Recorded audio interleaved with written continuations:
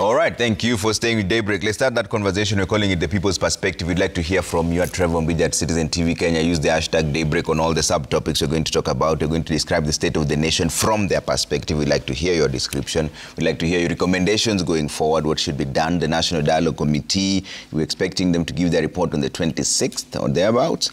But there's a threat to return to the streets should some of the demands not be addressed in that report.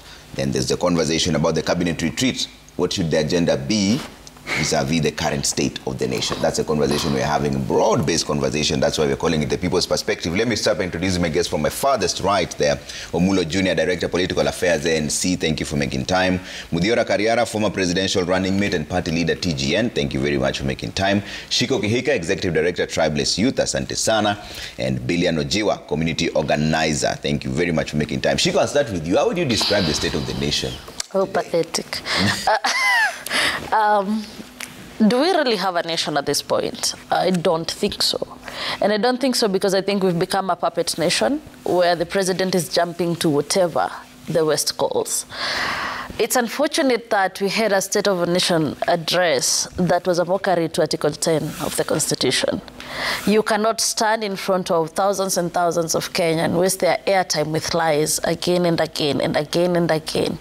And you're not even ashamed of it and still tell us, we know you've tied your seatbelts, they're tight, but it will get better. It's not getting better. The belts are about to cut off. And we can't keep saying that we have to take tough measures, but at the same time you have your own dealings with IMF, and then they give you money in secret, and then you have to come increase taxes because you don't even know how to pay them back. I think for a moment, if the president and his people care, it's time to take a breather, reboot, and restart. Okay. Yeah. Reboot and restart. Muthiora, how do you describe the state of the nation this morning? I'll borrow Sauti Sol's words. There's a song they did where they say, "Tuko pabaya." That's where Kenya is at the moment. I saw Parliament has moved to approve a supplementary budget. It's only about 3 months since we passed the official budget, and already we are getting a supplementary budget. That speaks to a government that has no clue about how to govern. They're groping in the dark, and we thought they had a plan. Clearly they don't. We're headed in the wrong direction. Okay. Omulo? I think we're in the right trajectory, and I believe that looking at the indicators, the president made it clear during his address, and he was very frank, candid with Kenyans, and he said that he acknowledged that the cost of living is very high, and looking at the global pressures and also other factors that has brought this country to its knees, is willing, and he has started a process that will help bring up economy in the right direction. So Kenyans need to be patient. Those who have not interacted with the Kenya Kwanza manifesto should read and understand the bottom-up agenda, which to some extent there are things we can say and proudly say that we have achieved. There are things we can say we are still dealing with, and we are willing to actualize the dreams of Kenyans. Okay, we'll talk about those achievements in just a bit. Billion, how would you describe the state of the nation from your perspective? Honestly, I think we are already, the Kenya Kwanza government is already setting up a foundation. We are not where we ought to have been by this time. I think we could be 1 or 2 steps behind, but you can see clearly that the president has acknowledged that, you know, we are moving, but we are not moving as fast as Kenyans expected us, as we expected as a government. So I could say that, you know, the most important thing is that we are moving. Yeah. The most important thing. Yeah, it could be that we are 1 or 2 steps behind, but we are moving. Okay. So for me, that is what is important. So, what would you say is one of the greatest achievements from your perspective? You know, post-election, Kenyans were so divided. I come from Mathare, and I could clearly see what was happening in the community. The businesses were not working. At the moment, you can see, you know, first, the unity of the country is important. And I feel bad when I see that the Azimio team are planning to go to the streets. Two, the plans with the young people, the government promised to have Hustler Fund. The Hustler Fund. We saw that being dispersed, and so generally, I think those are some of the few things that I can talk about. Let's talk about that Hustler Fund for a bit, Shiko. Have you interacted with anyone who's gotten benefits from it? Because the president said that about 26.6 billion shillings had been disbursed. That is as at 31st of October. That's about last month. And saved about 2.3 billion shillings. There are more than 7.7 million borrowers whose overall repayment is 73%, which is quite impressive. The debt borrowers a fund of about has accessed 4.5 million, 816 transactions. Is this a success story? Well, it might be a success story according to the government, as we've heard Billion saying, but it's not a success story when it comes to young people. Majority of the young people who actually took Hustler funds used it to buy just a meal for that day. Why? Because Hustler fund, for most of the youth who actually got it, are accessing between 500 bob and 1,000 bob. Those I know, those I've spoken to. So that's why for me it was a shocker to see the president saying on national TV that there's someone who accessed 800,000 from a one-off transaction. And my question is, M-Pesa can only handle 500,000. Is Hustler Fund linked to any bank? I'd also want to know. Because that for me is a gray area and I think it's a lie, but it's fine.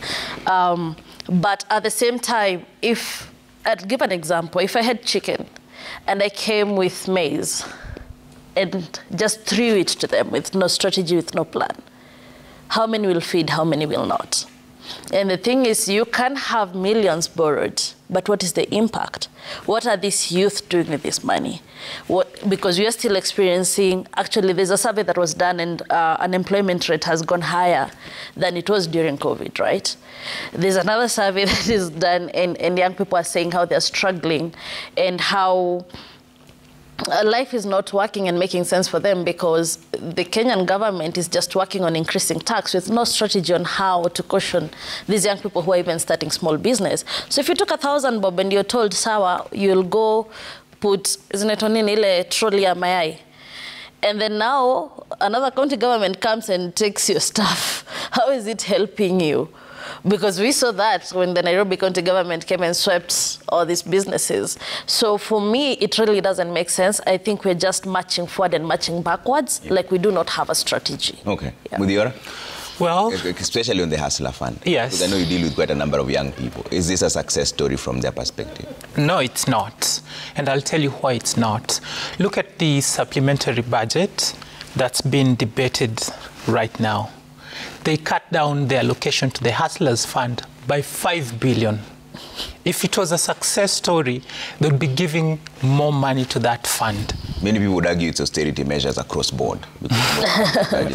Well, it's ordinary Kenyans that need that money more than whatever austerity measures dictate that we should do, because we know you pump more money into the economy.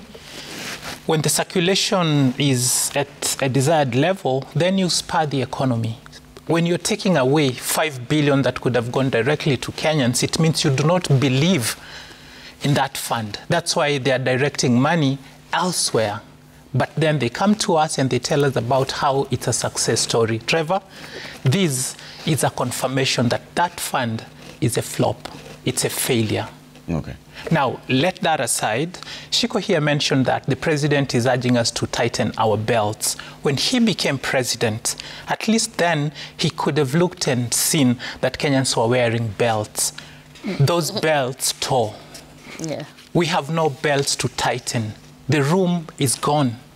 So when you saw me laughing when he was describing a very rosy picture about where we are, it's because the reality is different. Okay. Maybe he lives in a different Kenya than I do. Yeah. Okay. Or maybe interacts with different people. Mulo, Yeah, is that's it a also- success story from the people you speak to? Because there's always two sides to the coin. Actually, it is a success story, very innovative, one of its kind in this generation. Trevor, I want to tell the party leader it is good to lament, but sometimes it is good to be frank and look at the statistics. Imagine Kenyans at the lower cadre, women border people were given an opportunity to start a business. First of all, President removed over 4.5 Kenyans who are blacklisted at CRB. That was an opportunity for them now to qualify to borrow money. They don't need any middleman. They don't need any bank. They don't need any person when applying this fund. They have their funds, they applied. Those who are given 500 shillings, they have 70% success rate. Those who are paying back. You know, imagine 500, you know, party leader and my sister here cannot understand the importance of 500 shillings. I know of a person in Denderu, Kiamba County, who started with 500 shillings. Today, he has borrowed over 150,000 shillings because this is a young person who has open-minded. He knows what he's doing. He knows that he needs to increase his credit score so that he can be able to borrow more and do business. It rotates because that is an opportunity that is given to young people. This fund has revolved to the extent that the president launched an opportunity for SACCOs and bigger groups now to borrow more than 100,000 to over 1 million. So if you are not in that ecosystem, you cannot claim that it is a failure. There are people who have benefited, and statistics are there to speak about. So let us not just lament any time and say that it is a failure. Okay, so let me just ask you a simple one. So fine, there's borrowing levels, especially for groups between 20,000 to 1 million, and of course, as you increase your credit score, you can borrow more. But this coming at a time when the inflation rate is skyrocketing and the taxes are also increasing, isn't it counterproductive? So that even if I give you 1,000 shillings today, if I gave it to you in 2018, it would have been better then. Now it's not. It's not the same value. Let me just come in. I think because for me, I know of businessmen and businesswomen, the Mama Chapati that wakes up in the morning, goes to the shop, gets the unga and the mafuta on credit and sell the chapati, and in the evening he repays the... So this has come in handy because now they don't need to go to the shops, borrow the unga, the chapatis. They are always living at the edge. At least you have something that can take you for a week. That is why I'm saying, you know, me and Shiko and the party leader, we are not in that bracket. And we usually feel some kind of entitled that if the fund or if what the government is offering does not touch into our bracket, we feel like it is not changing the life of anybody. But I can tell you for sure that there are Kenyans who at the lower level that have borrowed, that have seen the growth of their businesses just through the small fund that we've been getting from the government. So that is the difference that we have here. But can we also be realistic, though? Because I'm hearing us talking, Rosie, and it's fine, it's okay. I understand where the two of you are coming from. Hatutaki kumwaga unga, but now this is the point. That's too personal. This is the point here. You're telling me that I'd understand Sawa, we're not in that bracket, but what is the strategy they use to know which bracket you're in so that you can lend the money? Because you can do a simple, simple math, Billion, no? Because if you give me 500... You can walk to a bank and access loan when... I probably can't. I probably look like this and I have 50 bob up and 50 bob down. So the thing is, if you give me 500 bob right now, and I need to buy, let's say, a tray of eggs right now, where I come from, which is Mashambani, for broiler eggs is 400 bob a tray, all right? And this one, you're getting it from the farmer themselves, all right? Already 400 bob is gone. I have 100 bob. Nahitaji kununua makaa, all right? I need to buy nyanyas, which one is 15 shillings right now. So tell me how then I'm sustaining this business. And then I have to walk to town and Kanjo is there. I need to figure out how to bribe them because I cannot afford the money I need to pay for health. So they have to pay for their health license. And then you have to pay Kanjo to operate. So tell me what 500 bob is doing to this person.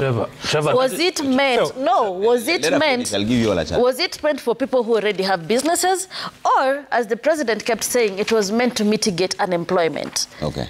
Because I'm lost. Like, I'm hearing you speak. Like, maybe you dine with people in Karen, you might not understand. No, I'll come to you. Just write it down. Let's see where's the career. Yes. Now, Shiko has covered the bracket that Billion removed us from, the lower cadre. Now, let me cover that upper bracket, where we now focus on the figures, the 5 billion that was slashed from the Hustlers Fund, okay? What that tells me is this, that this money, if put in that kitty, it's going to go to waste, because we've already wasted quite a bit of money on that fund already. Numbers do not lie. Let them answer me. When you have a cow that you milk every day and it's giving you milk, what do you do to it? Do you take away the feed or do you increase the feed stock? Mulo. I want to start with the cow analogy. No, Doesn't apply. Actually, those are wrong. Those are wrong business strategies. You know, a person who has 500 shillings. You know, I don't understand if you're selling nyanya. I don't know what you're doing in town. You know, most of these people are targeted at the lower level where they stay at the estate. That is where they do businesses. So, you know, before we came up with the Hustler Fund, we listened to Kenyans. We went to all the 47 counties, listened to Kenyans, and complaints were that when they go to bank, when they go to youth fund, and even Uwezo Fund, because we have other, you know, other funds that were established even before, but they were complaining about title deeds. They were asked for title deeds. They were asking for logbooks. They were asking for documents that they cannot afford. Now, this fund is giving an opportunity to a young person at the lower level who needs that 500 to start a small business. And that business, you cannot claim that that business is being taxed. Look at the taxes that the government has come up with. They're targeted. They're specific areas and frameworks that guides, cushions the lower people at the lower cadre, that they're not supposed to pay heavy taxes. They are covered and they are protected. So there are success stories. These people have come out, and you can see the highest person who has borrowed individually has borrowed 4 million shillings. So sometimes let us have open mindset. And support young people, urge them to continue taking this fund. But we should not just oppose everything. Mudiora is wondering that if it is a success story the way you're saying it, 26.6 billion shillings has already been borrowed, just as the president said, why then would you reduce the allocation? And this is meant for the people at the lower cadre. Why would we allocate funds when the fund is circulating? Circulating. So when I borrow today, the fund is supposed to generate itself. No. The fund is supposed to generate itself and give back to I have to a the problem. lenders. But aren't you supposed to widen it so that you can give in more people? Of course, we have to monitor. Have we covered everyone? We have to monitor, I am sure, evaluate, and see the success first before we continue giving funds to these people. But the president remember, even the success rate in terms of repayment is at 70%. Look at the savings. Quite impressive. Yes, look at the savings. So that means... Look at the repayment and look at the allocation. So already, within those people who applied for this fund, there are people who are already showing that they can borrow and pay back. 73%. 73%. So they have been put in that bracket. They are budgeted for. So when they see that the number is increasing by those who are applying again, then now they can now give some budget. Another supplementary budget. Of course. No, I think... I think the discussion should be if there were people on the streets or people complaining that, you know, we've been applying for the fund and not been able to receive the fund. Nobody has come out and said, I've applied for the fund, and because you reduced the budget, I'm not able to receive the fund. So if there's no one, then it means the allocation is sufficient enough to cover the people that have been applying for the funds. But I'm worried. I'm really worried. I'm worried at the trajectory we're talking, and I'm actually worried more because these are young people taking that trajectory. But I'm just asking myself right now as we speak, are we living in a bubble that we do not see how difficult life is as it is? And then you've come in, Sawa, it's a success story. Let's even agree it's a success story. We are not complaining now. And we say, this thing is a success story, so what do we do to build on it? We're supposed to add on it. Right? Replenish so that more people get to benefit, so that we get a bigger range of young people benefiting them in this process. But then you're going to reduce these so that you add on to your recurring expenditure, so that people's first ladies' docket can get more money, second ladies' docket can get more money. I do not know how much Musalia's wife's office gets, so I'm not going to get into that. He can tell us.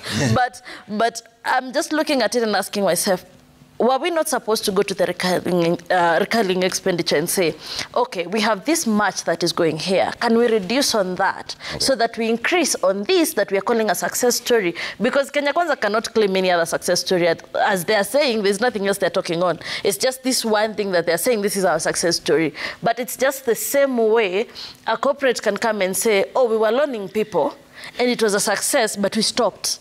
Why did you stop if it was a success? Yeah. Okay, I'll take a quick commercial break. When we come back, we're still talking about the people's perspective and hearing everything that they have to say in terms of what's going on in the country right now. I'd like to hear from you as well at Trevor Mbidi at Citizen TV Kenya. Use the hashtag Daybreak. See you shortly. Hey.